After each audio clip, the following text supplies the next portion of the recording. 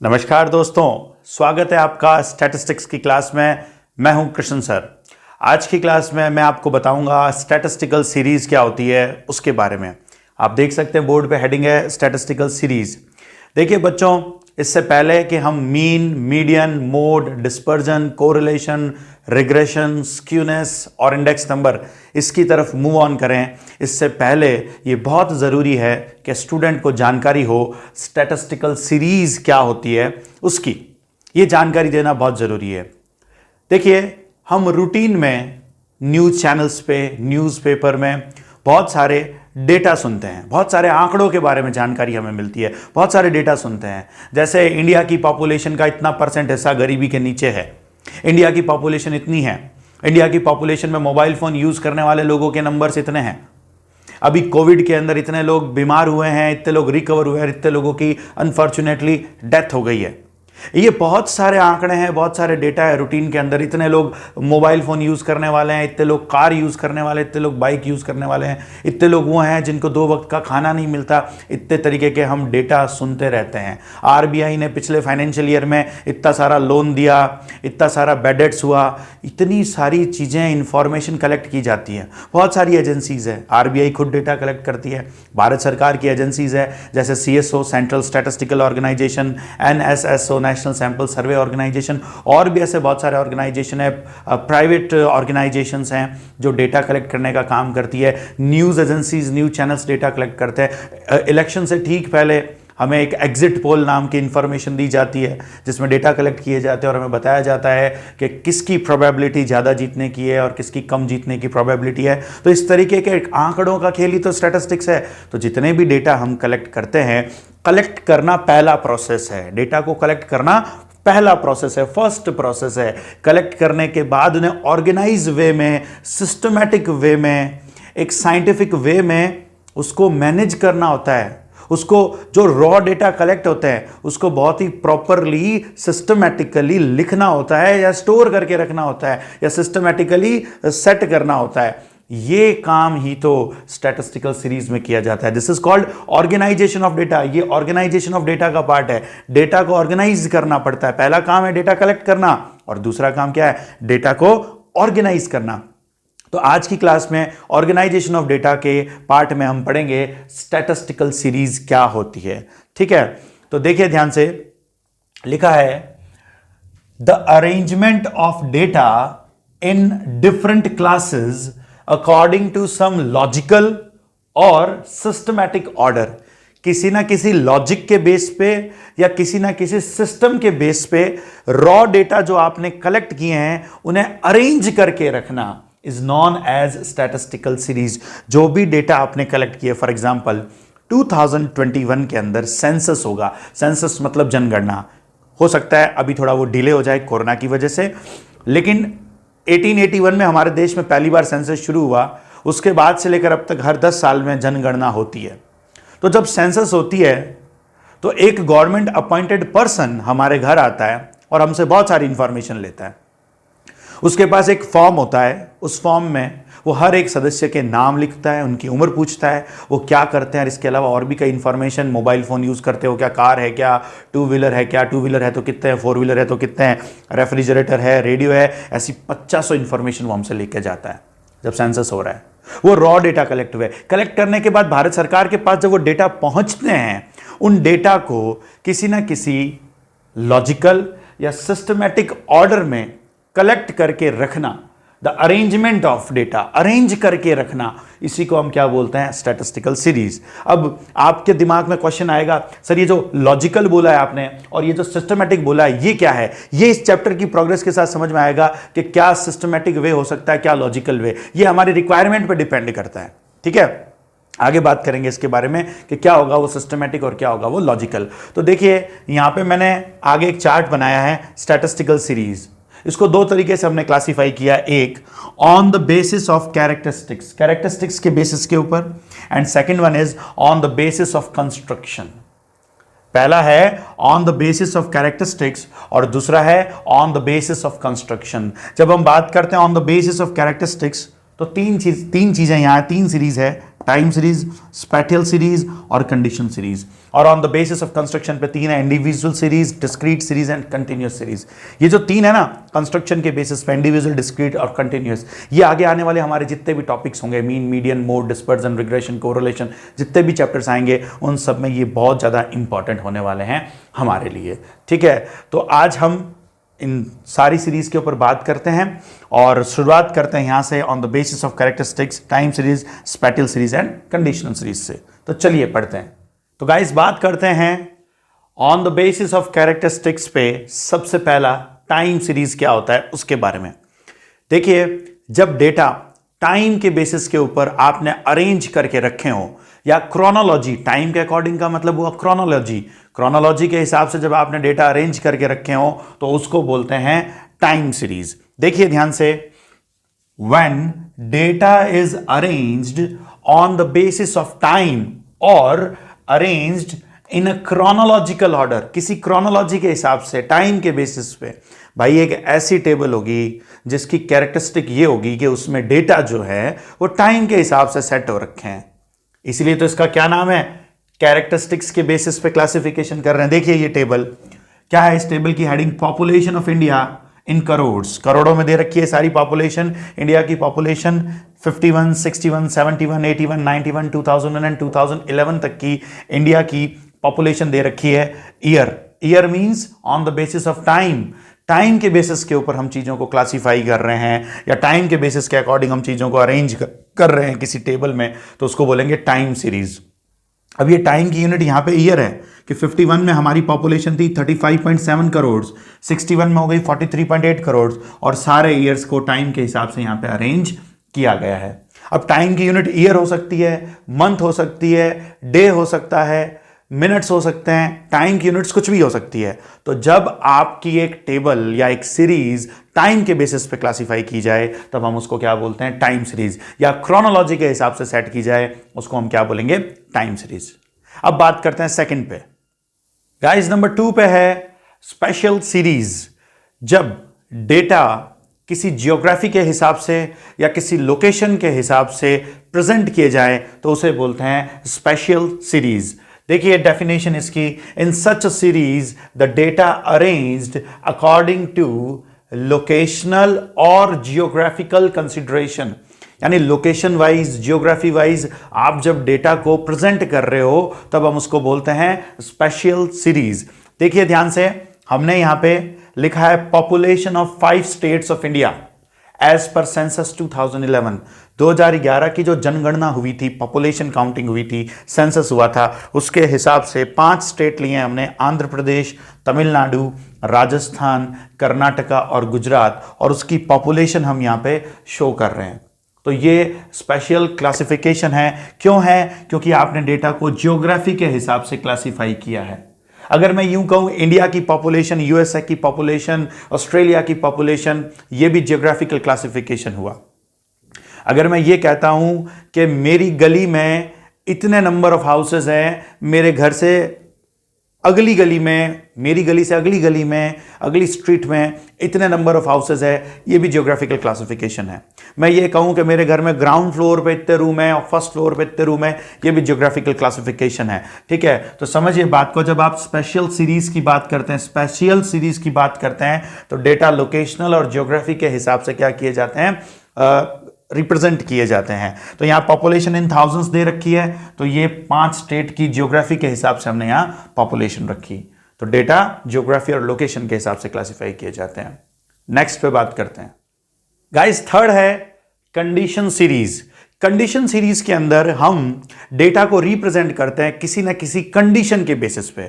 For example, हम एक group of people को, या कुछ लोगों का एक समूह है, उसको, उन ग्रुप ऑफ पीपल को हम उनकी एज के कंडीशन के हिसाब से क्लासिफाई करें, या उनके हाइट के हिसाब से हम उनको क्लासिफाई करें, या हम उनको उनके वेट के हिसाब से क्लासिफाई करें, या किसी स्कूल के स्टूडेंट्स को उनके मार्क्स के हिसाब से हम क्लासिफाई करें। तो कोई कंडीशन लगाई हमने, हाइट कंडीशन हो गई, वेट कंडीशन हो गई, मार्क्स कंडीशन हो गए, एज कंडीशन हो गई। ये तो आइए पढ़ते हैं। देखिए लिखा है कंडीशन सीरीज में, इन this series data is classified according to the changes occurring under certain conditions. Changes occurring under certain conditions, किसी condition में जो change हो रहा है वो. For example, students of a certain class are arranged according to their age, height, weight, marks, etc. देखिए table, age distribution of 500 students of a school. किसी school में 500 स्टूडेंट थे और आप उनको उनकी एज के हिसाब से प्रेजेंट करते हैं. ठीक है, तो यहां देखिए पहली रो में आपने एज लिया इन years, 10 to 12, 12 to 14, 14 to 16 and 16 to 18. और यहाँ लिया आपने नंबर ऑफ स्टूडेंट्स, तो यहाँ 150 है, यहाँ 130 है, यहाँ 100 है, यहाँ 120. इन सब की टोटल 500 है क्योंकि स्कूल में टोटल 500 बच्चे थे, 500 स्टूडेंट्स थे और आपने एज की कंडीशन के हिसाब से इसको क्लासीफाई किया. आप वेट के हिसाब से कर सकते थे, हाइट के हिसाब से कर सकते थे. तो ये थर्ड हुआ कंडीशन सीरीज. तो यहां हमने पढ़ा on the basis of characteristics. पहली कैरेक्टरिस्टिक्स थी on the basis of time, दूसरी थी on the basis of location और तीसरी कौन सी है हमारी, एनी कंडीशन. तो ये हमने पढ़ा. अब हम नेक्स्ट सेगमेंट पे बात करते हैं. ये कंप्लीट होता है, अब सेकंड वन पे बात करते हैं. गाइस अब बात करेंगे अपने on the basis of construction. Construction के बेसिस के ऊपर सीरीज जो है वो कौन कौन सी हो सकती है. तो तीन टाइप आपको नजर आएंगे. देखिए पहला individual series, discrete series and continuous series. अभी आगे जो हम डेटा कलेक्ट करने के बाद उनका जो इंटरप्रिटेशन किया जाता है in the form of mean, median, mode etcetera etcetera etcetera, उन सारे वैल्यूज को कैलकुलेट करने से पहले ये वाला जो फॉर्मेट आपके सामने है बनाया हुआ, ये आपको बहुत अच्छे से पता होना चाहिए. एक एक टाइप की सीरीज ये बहुत अच्छे से पता होनी चाहिए, आगे ये बहुत काम आने वाली है. तो आप देख सकते हैं इंडिविजुअल सीरीज जो है उसके दो टाइप है, unorganised individual series and organised individual series. फिर है डिस्क्रीट सीरीज. इसका सच कोई क्लासिफिकेशन नहीं है आगे, लेकिन देखिए कंटिन्यूअस सीरीज के क्लासिफिकेशन में हमने कई टाइप लिखे हैं.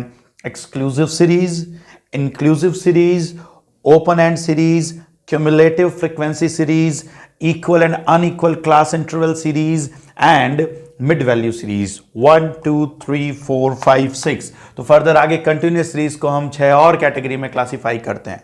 ठीक है, तो चलिए बात करते हैं सबसे पहले हमारी इंडिविजुअल सीरीज क्या है, उसमें और आगे दो कैटेगराइजेशन जो है अनऑर्गेनाइज्ड और ऑर्गेनाइज्ड वो क्या है उसके बारे में. ओके गाइस, अब बात करते हैं अपने इंडिविजुअल सीरीज के बारे में. क्या होती है इंडिविजुअल सीरीज?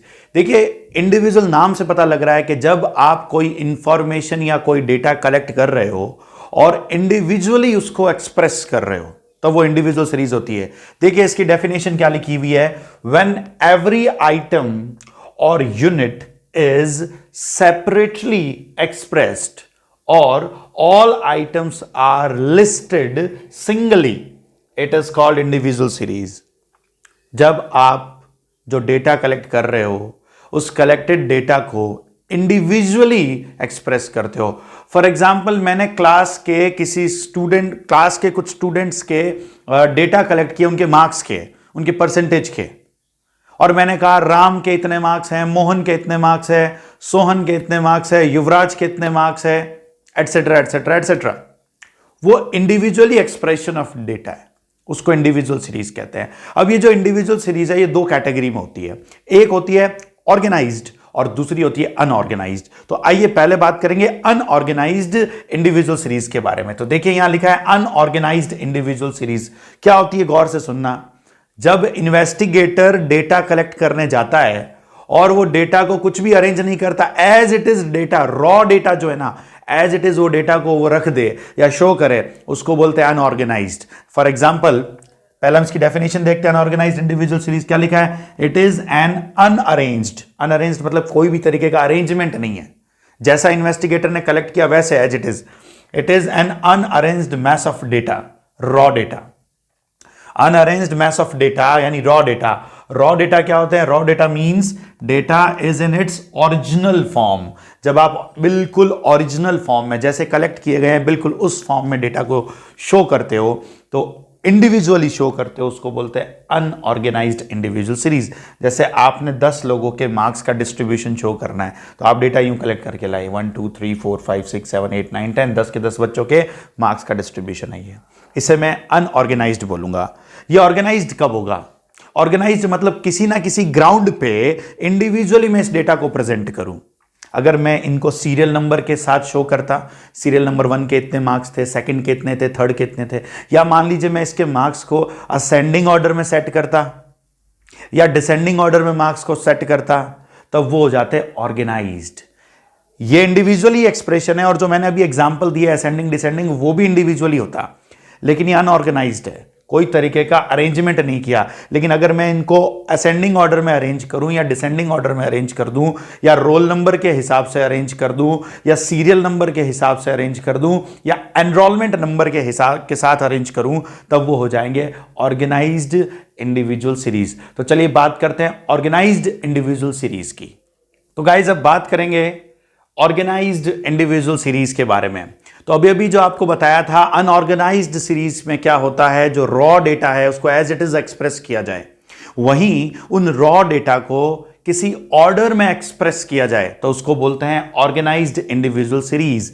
देखिए यहां पे it is an orderly arrangement of raw data. Raw data को इंडिविजुअली किसी ना किसी ऑर्डर के बेसिस पे आप अरेंज करते हो। कैसे अरेंज करते हो? देखिए number 1 according to serial number, आपने सीरियल नंबर लगाया और उन स्टूडेंट्स के मार्क्स को, नंबर्स को यहां शो किया। तो ये सीरियल नंबर के बेसिस के ऊपर आपने रॉ डेटा को अरेंज किया है कि पहले सीरियल नंबर पे जो बंदा आ रहा था, जो स्टूडेंट था, उसके 35 मार्क्स है, या मान लो ये सीरियल नंबर ना हो के रोल नंबर है, सेकंड रोल नंबर वाले के 40 है, थर्ड रोल नंबर वाले के 38 है, फोर्थ के 17 है, एंड सो ऑन।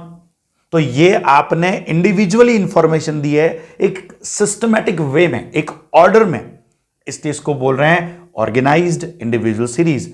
अब सीरियल नंबर के साथ साथ आप और भी कई ऑर्डर दे सकते हो, जैसे यहां लिखा है second according to order of magnitude. According to order of magnitude इसका मतलब होता है आप असेंडिंग या डिसेंडिंग ऑर्डर में इस टेबल को शो कर सकते हो। अगर मान लीजिए मुझे इनके मार्क्स को नोटिस बोर्ड पे लगा के सबको बताना हो तो मैं डिसेंडिंग ऑर्डर में लगाऊंगा इनके मार्क्स, ठीक है। तो ये असेंडिंग या डिसेंडिंग ऑर्डर में सेट करना। असेंडिंग ऑर्डर का मतलब होता है ना लोअर से हायर की तरफ, तो 17, 22, 25, 29, 35 लोअर से हायर की तरफ जा रहे हो, और डिसेंडिंग में क्या होता है हायर से लोअर की तरफ 45, 42, 40 इस तरह से। तो आप समझें है तो इंडिविजुअली एक्सप्रेशन, चाहे अनऑर्गेनाइज्ड हो चाहे ऑर्गेनाइज्ड हो। बस अनऑर्गेनाइज्ड में raw data as it is आते हैं, ऑर्गेनाइज्ड में किसी ना किसी ऑर्डर के बेसिस पे इसको अरेंज किया जाता है, तो वो होती है ऑर्गेनाइज्ड इंडिविजुअल सीरीज। चलिए अब हम बात करेंगे डिस्क्रीट सीरीज के बारे में। तो गाइस अब हम बात करेंगे डिस्क्रीट सीरीज के बारे में। इससे पहले कि मैं डिस्क्रीट सीरीज की थ्योरी के बारे में या उसकी डेफिनेशन के बारे में बताऊं, उससे पहले हम एक एग्जांपल लेते हैं और आपको मैं समझाऊंगा बेनिफिट ऑफ डिस्क्रीट सीरीज। उस एग्जांपल से आपको पता लगेगा कि क्यों हम डिस्क्रीट सीरीज यूज करते हैं और क्या होता है डिस्क्रीट सीरीज में।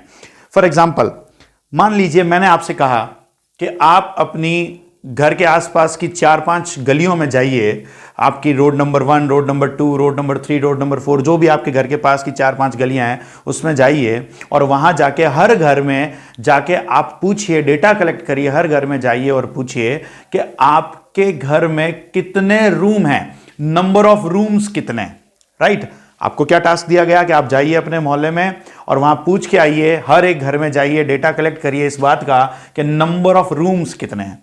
टोटल 40 मकान थे, मान लीजिए 40 हाउसेस, 40 मकान थे। आप गए, पहले घर में गए, उसमें एक कमरा था, दूसरे में 3 थे, फिर 2, इस तरह से आप पूरी इंफॉर्मेशन मेरे सामने कलेक्ट करके ले आते हो। आपसे मैंने कहा लाओ अब डेटा दो मुझे, तो आप लोगों ने मुझे ये डेटा प्रोवाइड किया, ठीक है। इसमें उन सारे 40 घर की, आप पहले घर में गए, फिर दूसरे में गए, फिर तीसरे में, फिर चौथे में, पांचवें में, इस तरह से जितने घर में नंबर ऑफ रूम्स थे आपने लिखा, और ये as it is individual data unorganised way में मेरे सामने लाके आपने रख दिया, ठीक है।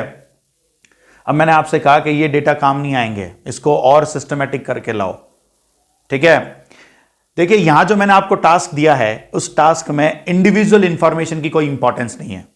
जैसे यूनिवर्सिटी का जब रिजल्ट आता है उसमें इंडिविजुअल इंफॉर्मेशन का रेलेवेंस होता है, इंपॉर्टेंस होती है कि राम के इतने परसेंट बने, मोहन के इतने बने, सोहन के इतने बने, है ना। वहां इंडिविजुअल की इंपॉर्टेंस है। यहां जो डेटा कलेक्ट किए हैं वहां इंडिविजुअल इंपॉर्टेंस नहीं है, और डेटा बहुत ज्यादा है।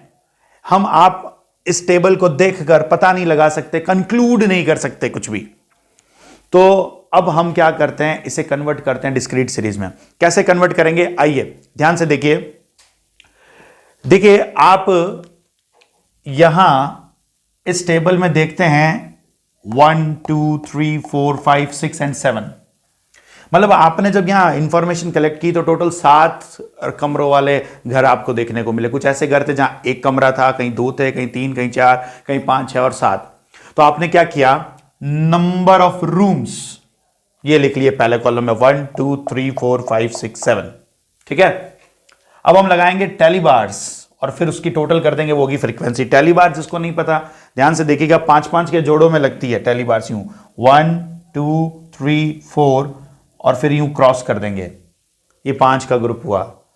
1 2 3 4 और फिर यूं क्रॉस कर देंगे, ये 5 का ग्रुप हुआ। ठीक है, तो टेलीबार कैसे लगती है ध्यान से देखिए, ये है 1, तो पहली टेलीबार 1 के आगे लग गई, फिर है 3, फिर 3 के आगे टेलीबार लगी, फिर है 2, 2 के आगे टेलीबार लगी, फिर है 1 3 2, 1 3 2, फिर है 1 5 6 2, 1 5 6 2, फिर देखिए 4 3 2, 4 3 2, 1 4 6, 1 4 6 7। अब लेते 2, अब देखिए 4 यहां हो चुकी है, अगला यूं क्रॉस लगाना है, ये 5 का ग्रुप बन गया, 2 आ गया। 3 1 3, यहां पे भी यूं क्रॉस कर देंगे 1। उसके बाद देखिए 2 3 1 2 3 1, 4 5 6 2, 4 5 6 2, 3 1 4, 3 1 4, 1 2 5 3, 1 2 5 3, 4 2 6 5, 4 2 6 5, 2 and 1, ये 2 और ये 1। ठीक है, तो हमने सबका टेली मार्क्स लगाया। अब फाइनली हम फ्रीक्वेंसी लिखते हैं। देखो 5 and 4 कितना हो गया 9, 5 and 5 कितना हुआ 10, 5 and 2 कितना हुआ 7, ये 5, ये 4, ये भी 4 और ये 1। इन सब की टोटल देख लो कितनी आती है। टोटल को n से रिप्रेजेंट करेंगे, किससे, कैपिटल N से। यह आएगी इसकी टोटल 40 के इक्वल। कितनी आ गई इसकी टोटल 40। तो टोटल 40 घर का पहले आपने इस तरह से डेटा प्रेजेंट किया था और अब आप इस तरह से डेटा प्रेजेंट करते हो। ये होती है डिस्क्रीट सीरीज, जहां पे फ्रीक्वेंसी देखने को मिलती है, रिपीटेशन देखने को मिलता है। फ्रीक्वेंसी को हिंदी में कहते हैं बारंबारता। इसका हिंदी का नाम जानबूझ के बता रहा हूं, बारंबारता, यानी बार बार बार बार बार बार रिपीटेशन को कंसिडर कर रहे हैं। अब क्या पता लग रहा है, ये वाली टेबल से कुछ भी कंक्लूजन नहीं आ रहा था, लेकिन ये वाली टेबल बहुत अच्छे से कंक्लूजन दे रही है कि टोटल 9 घर ऐसे हैं जहां सिर्फ एक ही कमरा है, वहीं एक घर ऐसा है जहां 7 कमरे हैं, वहीं 2 कमरों वाले 10 मकान हैं, 3 कमरों वाले 7 मकान हैं, और 4 कमरों वाले 5 घर हैं, और 5 कमरों वाले 4 घर हैं, 6 कमरों वाले 4 घर हैं। तो ये ज्यादा सिग्निफिकेंट इंफॉर्मेशन प्रोवाइड कर रहा है इसके कंपैरिजन में। तो ये ज्यादा सिग्निफिकेंट इंफॉर्मेशन है यहां पे। तो डिस्क्रीट सीरीज हम तब यूज करते हैं जब डेटा बहुत ज्यादा हो, दूसरा इंडिविजुअल डेटा की कोई इंपॉर्टेंस नहीं हो, तो एक नए तरीके से चीजों को प्रेजेंट करते हैं। जहां चीजें रिपीट हो रही हो बार बार बार बार, तब हम ये रिपीटेशन को शो करते हैं। ये 9 का मतलब क्या हुआ, इस पूरी टेबल में 1 9 टाइम्स आया है। इस 10 का क्या मतलब है, 2 10 टाइम्स आया है। तो ये फ्रीक्वेंसी होती है। ठीक है, अब डेफिनेशन पढ़ते हैं। A discrete series is that series where individual values differ from each other by definite amount. Individual values जो है डेफिनेट अमाउंट से डिफर करती है। मतलब ये 2 कमरों के घर 10 हैं तो ये 9 ही हैं, तो ये इंडिविजुअल वैल्यूज डिफर करती है। देखिए यहां पे, ठीक है, क्या बोल रहा हूं, a discrete series that series where individual values differ from each other by definite amount. 9 बार आया 1 कमरों का घर, 10 बार आए 2 कमरों वाले घर, 7 बार आए 3 कमरों वाले घर। तो ये जो इंडिविजुअल वैल्यूज हैं ये डिफर कर रही है डेफिनेट अमाउंट से। फिर देखिए लिखा है in this series various values of the variable are shown along with their corresponding frequencies. अलग अलग वैल्यूज को उनकी फ्रीक्वेंसीज के साथ हम शो करते हैं, अलग अलग वैल्यूज को उनकी फ्रीक्वेंसीज के साथ शो किया जाता है। तो डिस्क्रीट सीरीज वो सीरीज है जहां फ्रीक्वेंसी आती है, जहां रिपीटेशन होता है। डिस्क्रीट सीरीज तब यूज करते हैं जब इंडिविजुअल डेटा इंपॉर्टेंस के नहीं हो, और हम डिस्क्रीट सीरीज में फ्रीक्वेंसी के साथ बात करते हैं जब चीजें बहुत ज्यादा बार रिपीट हो रही हो।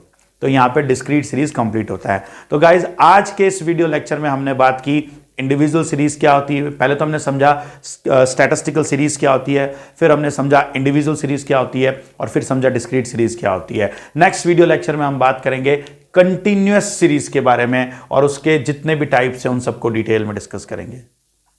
Thank you.